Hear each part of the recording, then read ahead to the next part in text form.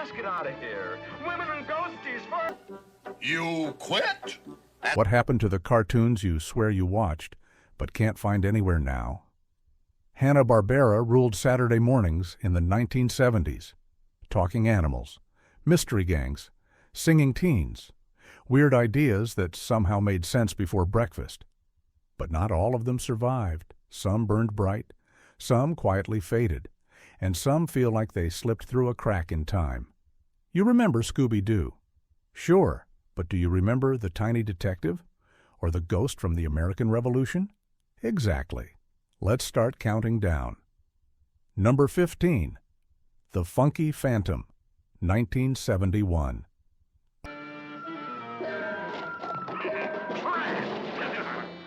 A Revolutionary War ghost solving mysteries with teenagers should not work. And yet, for a moment, it did. The Funky Phantom arrived in 1971 when every network wanted a Scooby-style hit. The formula looked simple. 4 teens, a mystery, a talking sidekick. But instead of a dog, this crew had a clumsy ghost from the American Revolution named Jonathan Wellington Muddlemore. Yes, really.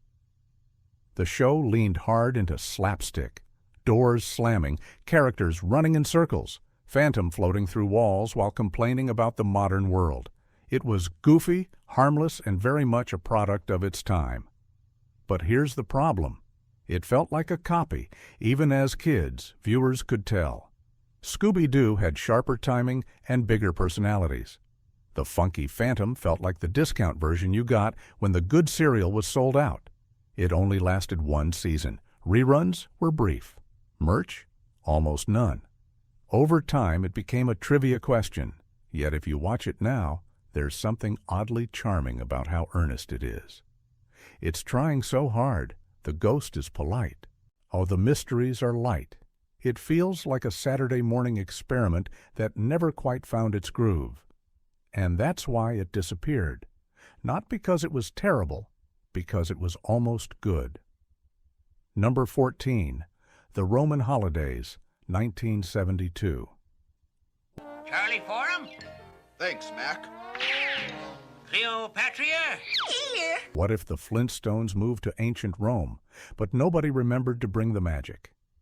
The Roman Holidays debuted in 1972, and the blueprint was obvious. Stone Age sitcom? Swap it for Roman Age sitcom. Replace Bedrock with Rome. Keep the family chaos. Add togas. Hanna-Barbera thought lightning might strike twice. It didn't. The series followed the Holiday family navigating everyday life in a version of ancient Rome that looked suspiciously like a Flintstones set with new wallpaper. The jokes were fine. The characters were pleasant. But pleasant is not enough. Here's the harsh truth. It felt safe. Too safe. Audiences had already bonded with Fred and Wilma. The Roman Holidays felt like a polite echo. No big risks, no bold shift, just familiar rhythms with slightly different costumes. It ran for 1 season and slipped away without much noise. No long syndication life. No major revival. Just a quiet fade. Today, if you mention it, most people blink. Even hardcore animation fans sometimes confuse it with the Flintstones. That's how thin the memory has become. And that's what makes it fascinating. It wasn't a disaster. It wasn't hated. It was simply forgettable. And sometimes that's worse. Number 13. Inch High, Private Eye, 1973. Hey, they're leaving! The big... A 1-inch-tall detective solving crimes with spy gadgets.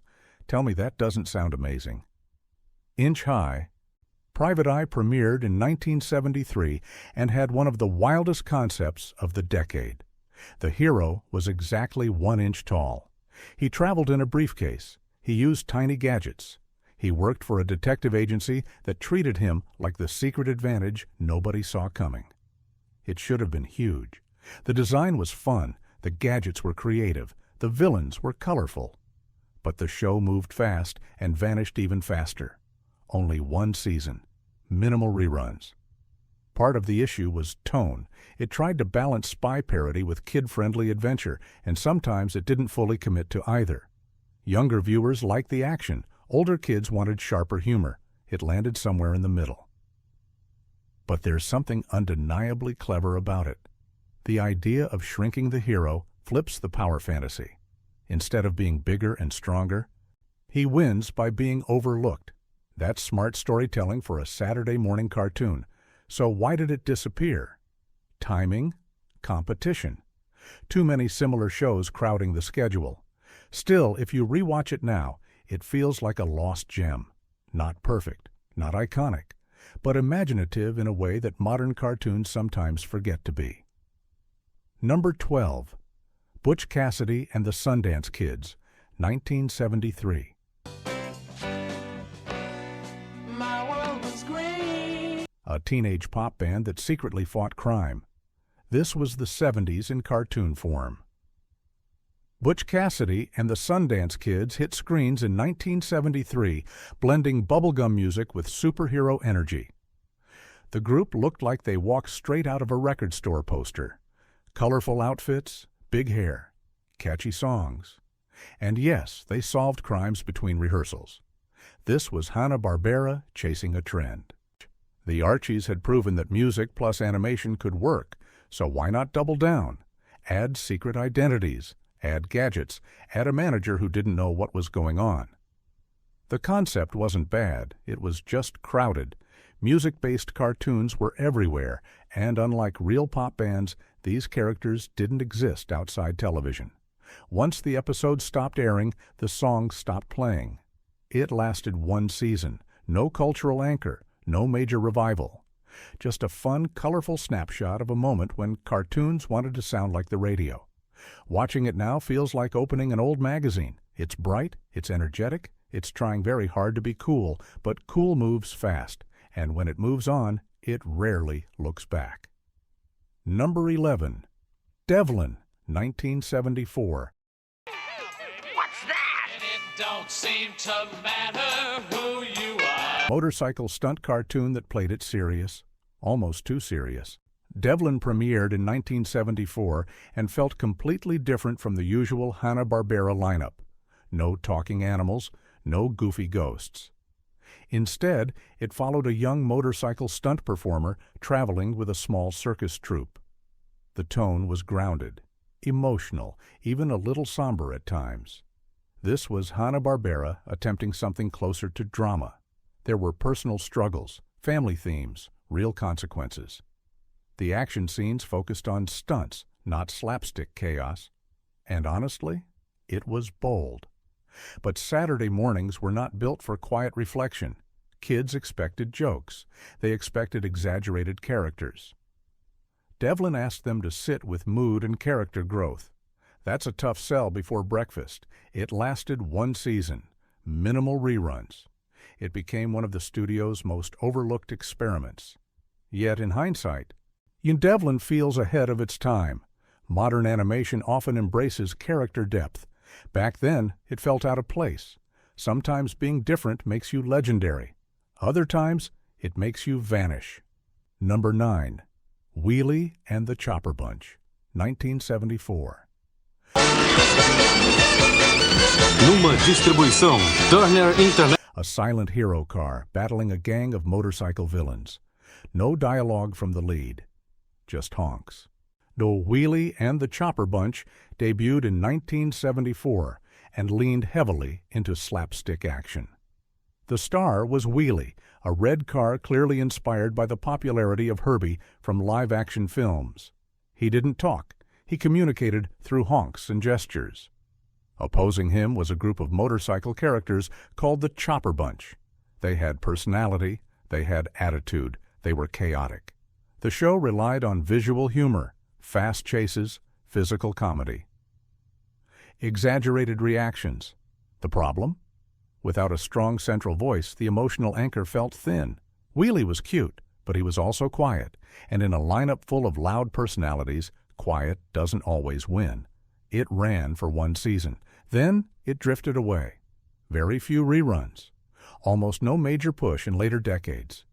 Today, when people talk about talking cars and cartoons, they skip right past Wheelie, which is ironic because he didn't talk at all.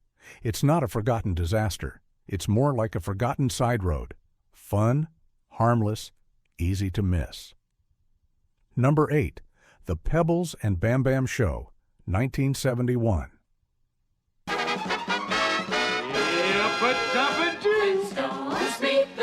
Take two beloved child characters, make them teenagers, add rock music. What could go wrong? The Pebbles and Bamm-Bamm Show arrived in 1971 and attempted something bold for its time. It aged up the children from the Flintstones and turned them into a teen band navigating prehistoric high school life. On paper, that sounds like a sure hit. Built-in audience, recognizable world, musical trend riding high. But aging up characters is risky. Kids who loved Pebbles as a baby weren't sure they wanted her worrying about rehearsals and popularity. Meanwhile, older viewers who remembered the Flintstones felt like this was a spin-off without the original spark. The music angle was pushed hard. Songs, rehearsals, band drama. It was chasing the youth culture of the early 1970s. The show ran for one season. Then it faded. Here's the uncomfortable truth. When people think of the Flintstones universe, they think of Fred yelling, Wilma rolling her eyes, and dinosaur-powered appliances. They don't think of teenage garage bands. It wasn't terrible. It just felt like a side chapter nobody reread. And in the world of animation, side chapters disappear first. Number 7. Jeannie, 1973. Here, Jeannie, Babu. They took a hit live-action sitcom and turned it into a teenage cartoon. Bold move, questionable results. Jeannie premiered in 1973 as an animated reimagining of the popular 1960s show about a magical girl. But instead of an astronaut storyline, this version centered on a teenager dealing with high school life while secretly having powers. Different tone, different stakes, same name. That was the gamble. The show leaned into typical teen cartoon tropes, school rivals, light misunderstandings, comic chaos.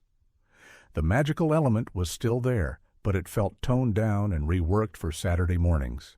It only lasted one season. Part of the issue was identity. Fans of the original live-action series expected something familiar. New viewers had no emotional connection to the brand. It landed between audiences. And when a show lives between audiences, it rarely sticks. Today, Jeannie is often remembered only as a footnote in Hanna-Barbera's long history of adaptations. It's rarely included in nostalgia marathons, rarely cited as a favorite, but it represents something important. Studios were willing to remix their own hits. Sometimes it worked, sometimes it vanished into rerun limbo. Number 6. Speed Buggy, 1973.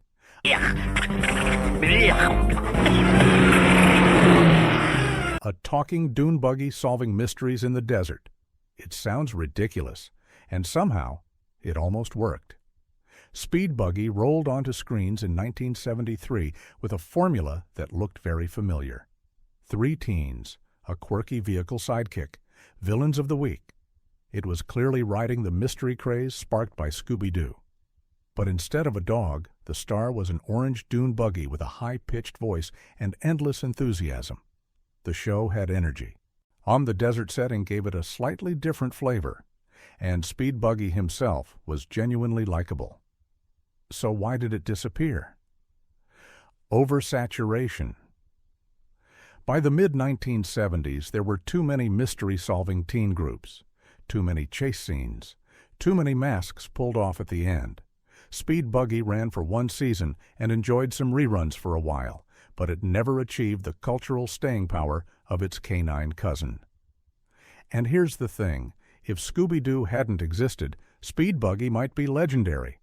Instead, it became the comparison point, the almost, the close call, and in cartoon history, almost doesn't last forever. Number 5. Wait Till Your Father Gets Home, 1972.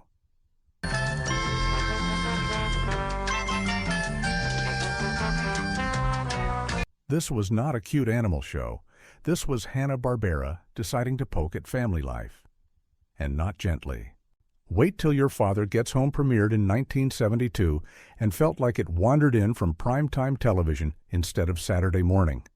It centered on a suburban family dealing with generational clashes, changing values, and everyday frustrations. The father was old school. The kids were modern. The arguments were sharp but funny. It was inspired by the success of more adult-leaning animated sitcoms of the era. And for Hanna-Barbera, that was a risk. This was not loud slapstick. It was satire, dialogue-driven, sometimes awkward, sometimes surprisingly honest. And that honesty limited its afterlife. The show lasted 3 seasons, which is more than many on this list, but it rarely became a staple in kids' rerun blocks. It didn't fit the colorful, safe cartoon vibe people associated with the studio. It felt closer to a family sitcom with drawings. Over time, it slipped into the background. Not flashy enough for nostalgia marathons, not edgy enough for modern reboots. Yet if you watch it now, it feels bold. It shows Hanna-Barbera trying to grow up a little, trying to say something about the era instead of just chasing it. Sometimes being ahead of your core audience makes you disappear quietly. Number 4. Clue Club, 1976. Sure is going to be good to get back to the clubhouse, right, Larry? You can say that again, Dee Dee. I was beginning. Another mystery team. Another talking dog. But this time, almost nobody remembers their names. Clue Club arrived in 1976 and followed 4 teens and 2 dogs solving crimes for a radio call-in show. The concept was simple. Community calls. The team investigates. Masks come off. Case closed. Sound familiar? By this point, the mystery formula was everywhere. Hanna-Barbera had built an empire on it, but that was also the problem. Clue Club felt like a later draft of an already finished idea. The characters were pleasant, but not iconic. The animation was clean, but safe. The stories were serviceable, but predictable. It lasted 2 seasons. Then reruns dried up.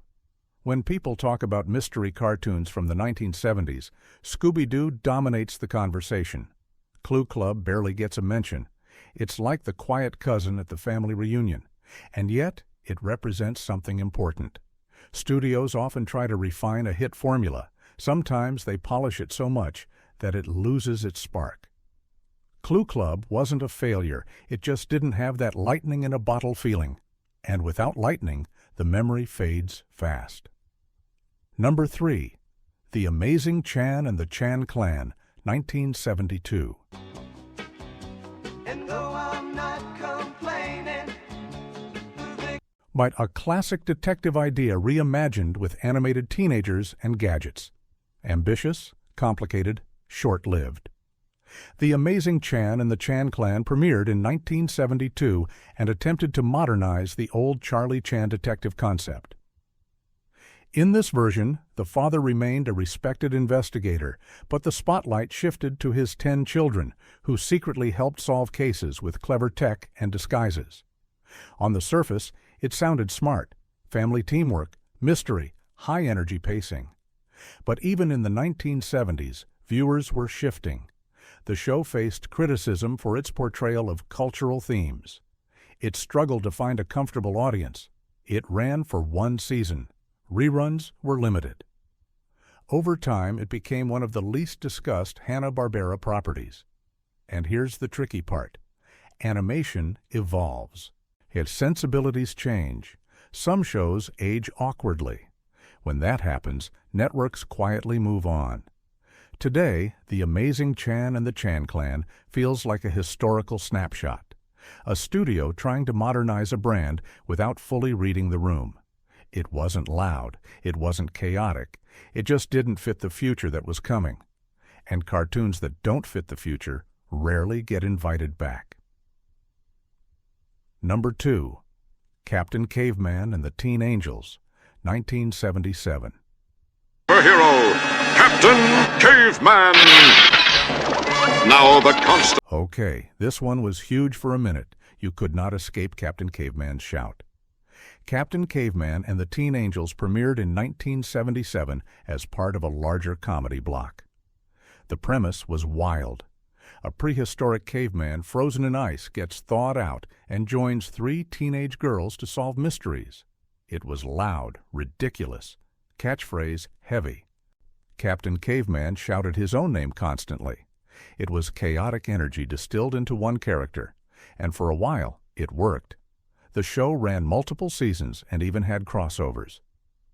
But here's the twist. Outside of nostalgia specials and occasional appearances, it doesn't dominate modern rerun culture the way Scooby-Doo does. Why? Because the character was a gimmick. A funny one, but still a gimmick. The humor leaned heavily on repetition. Once the novelty wore off, there wasn't much depth underneath. That doesn't mean it failed. It means it peaked quickly. Today, Captain Caveman feels like a loud memory from childhood. You remember the voice, the fur, the chaos. But try finding full seasons easily. It's not as present as you'd expect. Fame is loud, longevity is quiet. And not every shout echoes forever. Number 1. Godzilla, 1978.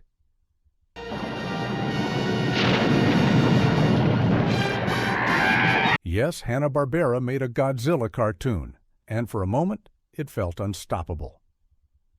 Godzilla premiered in 1978, bringing the giant monster icon to Saturday morning television. The animation softened the tone. The stories focused on adventure rather than destruction. And the series introduced Godzuki, a smaller sidekick creature meant to lighten the mood. Purists rolled their eyes. Kids loved the spectacle. For 2 seasons, it held attention. Giant monster rising from the sea. Teams of explorers. Big showdowns. It was ambitious for a cartoon block, but licensing is complicated. Rights shift, contracts end, and when they do, reruns become tricky. Over time, this version of Godzilla became harder to find compared to other monster media. It didn't vanish completely, but it drifted into cult territory. What makes it fascinating is how it tried to balance massive scale with Saturday morning energy. It wasn't gritty. It wasn't serious. It was pure adventure filtered through 1970s optimism. And maybe that's why it feels like a ghost now. Huge at the time, harder to see today. Sometimes even giants disappear. So here's the question. Did these cartoons really fail, or did we just move on too fast?